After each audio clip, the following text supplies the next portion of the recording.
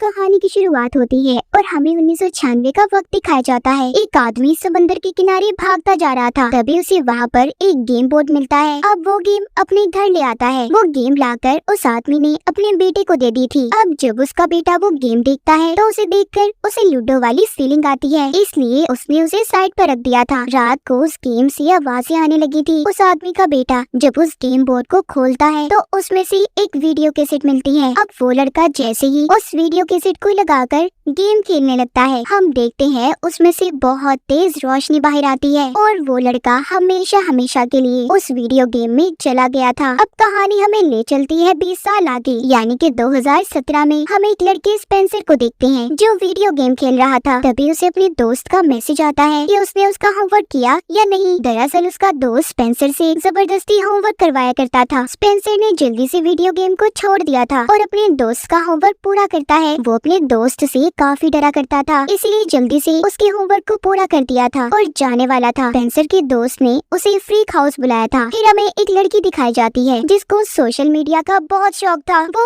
हर वक्त अपनी तस्वीरों को सोशल मीडिया पर दिया करती थी। इस लड़की का नाम बेथनी होता है। उधर स्पेंसर अपने दोस्त का होमवर्क लेकर फ्रीक हाउस पहुँच गया था। फ्रीक हाउस दरअसल उसी लड़के का घर था जो कहानी के शुरू में गेम की वजह से गायब हो गया था और उसका घर अब काफी डरावना भी लगता था, इसीलिए सब उसे फ्रीक हाउस के नाम से जानते थे। अब हमें कहानी में एक और कैरेक्टर दिखाया जाता है जिसका नाम मार्था था। उसकी लड़ाई अपनी जिम टीचर से हो गई थी, तो इसीलिए उसकी टीचर ने उसे सजा दी थी। उधर स्पेंसर और उसके दोस्त का भी टीचर्स को पता चल जाता है कि स्पेंसर ने अपने दोस्त का होमवर्क करके दिया है, उन्हें भी सजा दी जाती है। बेथनी क्लास में बैठी वीडियो कॉल पर बात कर रही थी, तो इस वजह से उसकी टीचर भी उसे क्लास से बाहर निकाल देती है। अब इन चारों को स्कूल की बेसमेंट में भेज दिया जाता है। इनकी सजा ये थी कि इन्होंने मिलकर पुराने पेपर्स की स्टेपलर पिन को खोलना था। ये चारों सारा दिन यहाँ पर ऐसे गुजारना नहीं चाहते थे, तभी उन्हें वहाँ से वही वीडियो गेम मिलती है। शायद उस आदमी ने अपने बेटे के गायब होने के बाद वो वीडियो गेम स्कूल को दे दी थी। ये चारों उस गेम को स्क्रीन से कनेक्ट जोड़ते हैं। स्पेंसर और उसका दोस्त गेम को खेलने लगे थे। वो बेथनी और मार्था को भी बुलाते हैं। अब जब ये चारों उस गेम को खेल रहे थे तभी अचानक से गेम बंद हो जाती है। गेम बंद तो हो गई थी, मगर ये चारों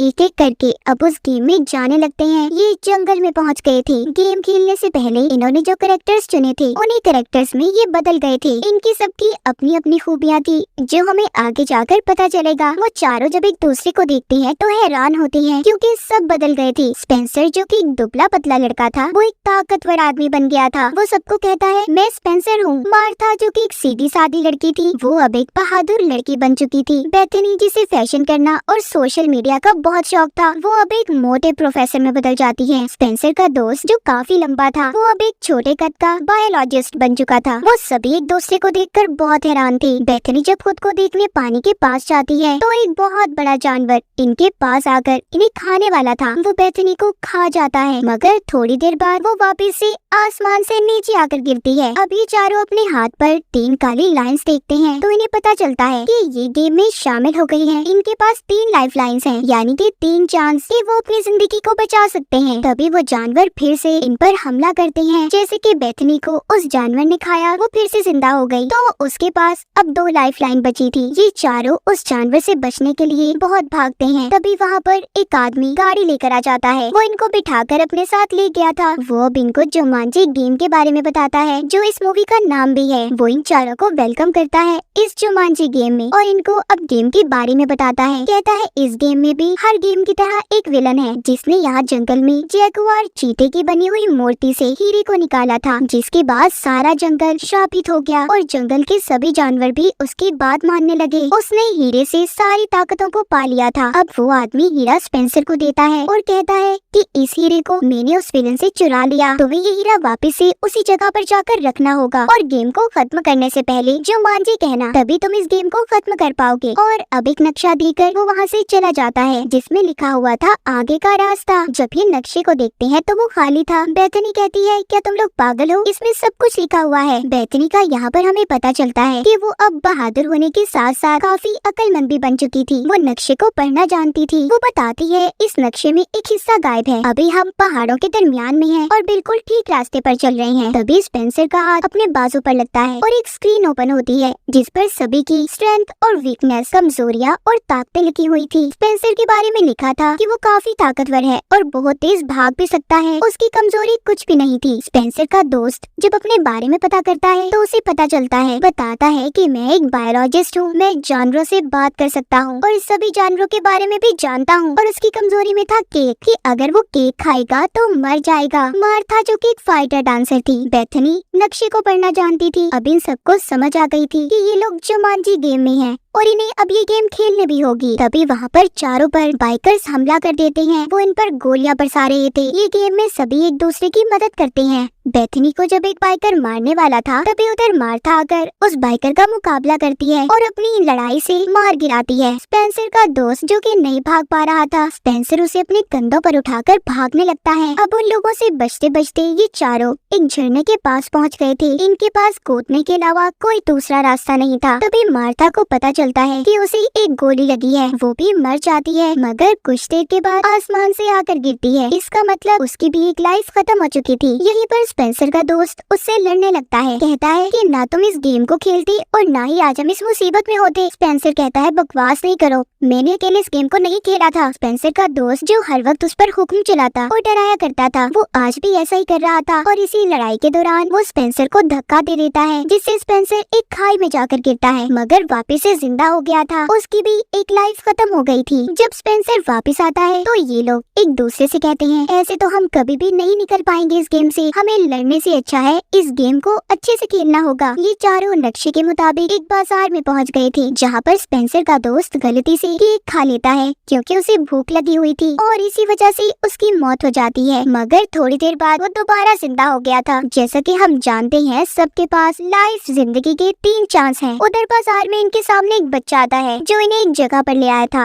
और कहता है वेलकम टू द जुमांजी। अब वो इन्हें कमरे के पास ले आया था और कहता है अगर आंखें झपकाई तो ये तुम्हें मार देगा। इतना कहकर वो चला गया था। इन्हें इस पहेली को सुलझाना था। वो जब उस कमरे में जाते हैं जहाँ पर एक बॉक्स में बहुत बड़ा सांप था। स्पेंसर जब उसको खोलता है तो इन्हें अब पता चलता है कि आंखें इन्हें सांप से मिलानी है। बेथनी कहती है मैं ऐसा कर सकती हूँ, जो कि अब एक प्रोफेसर में बदली हुई थी, मगर जब वो सांप के आगे बैठती है तो डर जाती है। वो सांप तभी मार्था पर हमला कर देता है, मगर स्पेंसर ने उस सांप के मुंह को पकड़ लिया था। ये उस बॉक्स से एक पेपर को निकालते हैं। उन्हें उस पेपर में छोटा सा हाथी मिलता है। उसमें साथ ही ये भी लिखा हुआ था कि जैसे ही तुम हाथी को देखना तो चढ़ना शुरू कर दो। मगर ये सब सोचते हैं कि इनके नक्शे का ये आधा हिस्सा नहीं हो सकता। तभी यहाँ पर गेम के विलन के आदमी आ जाते हैं जो इन पर हमला करते हैं। अब तो वो खुद भी इनके सामने आ गया था और स्पेंसर से कहता है मेरा हीरा मुझे वापस कर दो। मगर तभी यहाँ पर एक लड़का बचाकर इन्हें ले गया था, जो कोई और नहीं बल्कि वो ही लड़का था जो कहानी के शुरू में गेम में चला गया था, जो 20 साल पहले गुम हुआ था। इसका नाम एलेक्स होता है। वो विलन के लोगों के सामने धुआं कर कर इन्हें बचाकर एक गार में ले आया था। अब जब ये उस गार के अंदर जाते हैं तो वहाँ पर इन्हें बहुत कुछ देखने को मिलता है। पहले इनके सामने सफेद रंग के ब्लेड आते हैं, फिर एक पानी की खाई जिसके अंदर बहुत बड़े बड़े मगरमच्छ थे। वो किसी न किसी तरह वहाँ से बाहर आ गए थे। अब एलेक्स इनको अपने बारे में बताता है कि मैं आज से 20 साल पहले इस गेम में फंसा था और अब तक नहीं निकल पाया। उधर विलन बहुत गुस्से में था क्योंकि उसे अपना हीरा अभी तक नहीं मिला था। इधर एलेक्स इन चारों को अपने घर ले आया था और बताता है कि मैं 20 साल से इधर ही रह रहा हूँ, मेरे पास सिर्फ अब एक लाइफ लाइन बची है, मैं अपनी जिंदगी को खतरे में नहीं डाल सकता। अब इनको यहाँ पर ये बात समझ आती है कि जिस नक्शे के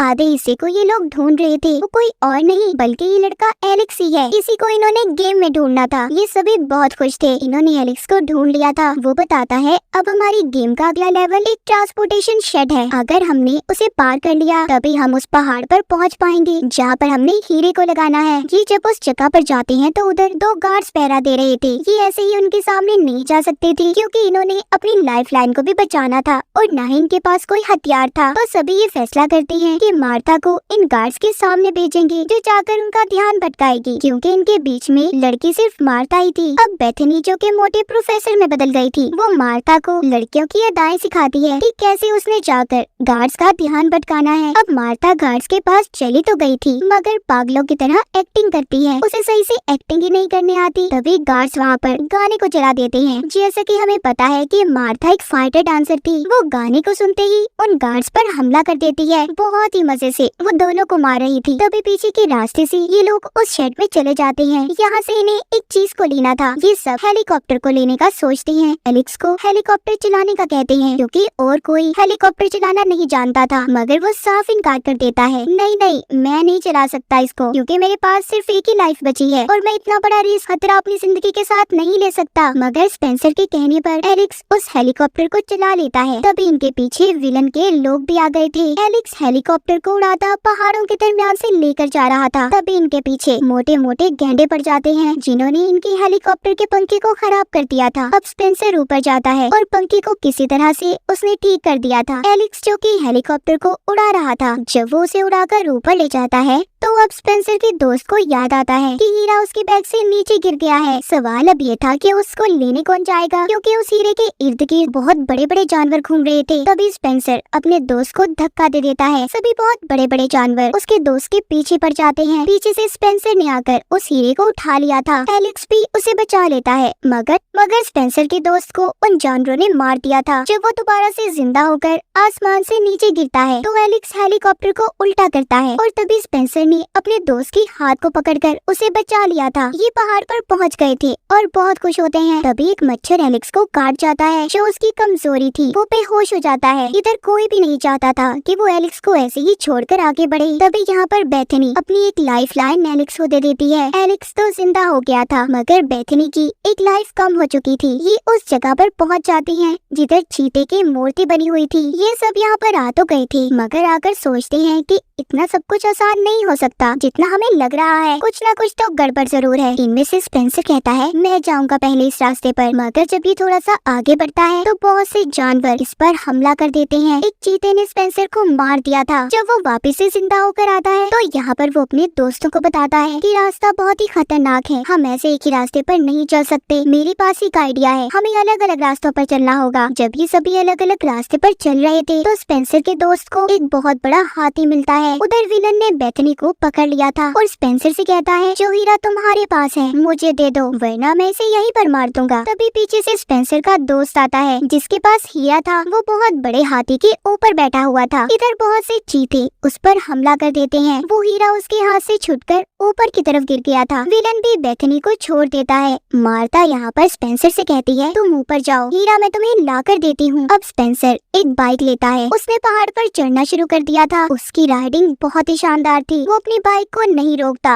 और बस चढ़ता जा रहा था। उधर मार्ता जो हीरे को लेने गई थी तो देखती है हीरा बहुत से सांपों के बीच पड़ा हुआ है। उधर विलन भी आ गया था। यहाँ पर मार्ता जानबूझकर एक सांप पर पाँव रख देती है, जिससे सांप ने उसे काट लिया था। जब वो अपनी नई जिंदगी लेकर वापस आती है तो हवा में उड़ती हुई वो हीरा स्पेंसर को दे देती है। उस हीरे को स्पेंसर ने चीते की मूर्ति में लगा तो दिया था, मगर यहाँ पर कुछ भी नहीं होता। तभी सबको याद आता है कि ये गेम को तो खत्म करना था जुमांजी का नाम लेकर, और अब सब एक के बाद एक जुमांजी चिल्लाने लगे थे। इसके बाद उस जंगल का श्राप खत्म हो गया था। जंगल दोबारा से हरा भरा हो जाता है। गेम का विलन भी गायब हो गया था। जिसके बाद उन पांचों के पास वही आदमी आता है जो इन्हें गेम के शुरू में मिला था। कहता है आप लोगों का शुक्रिया, आपने हमारे जुमांजी जंगल को फिर से हरा भरा कर दिया। फिर वो सभी से एक एक करके हाथ मिलाने लगता है, जिससे सबके सब अपनी दुनिया में वापस पहुंच गए थे। फिर ये सभी उसी बेसमेंट वाले कमरे में वापस पहुंच जाते हैं अपने अपने असली रूप में, जहां से इन्होंने गेम को खेलना शुरू किया था। लेकिन वो देखते हैं उधर एलेक्स नहीं था। जब ये उसे ढूंढने जाते हैं, जो एलेक्स का घर फ्रीक हाउस था वो बहुत खूबसूरत सजा हुआ था। एलेक्स आता उन्हें हेलो करता है। बेथनी भी हेलो करती है। एलेक्स इनको बताता है कि गेम ने मुझे उसी टाइमलाइन में भेजा है जब मैं गायब हुआ था, यानी कि मैं अपने ही टाइम में वापस आ चुका हूँ। मेरी शादी हो गई है। मैंने अपनी बेटी का नाम बेथनी रखा है। गेम में बेथनी नाम की लड़की ने मेरी जान को बचाया था। ये चारों जो कभी एक दूसरे के दोस्त ही नहीं थे, अब वो अच्छे दोस्त बन जाते हैं। कहानी के आखिर में हम देखते हैं उस गेम को स्पेंसर के दोस्त ने तोड़ दिया था, यानी कि उसने जुमांजी को खत्म कर दिया। और इसी के साथ इस मूवी की कहानी यहीं पर खत्म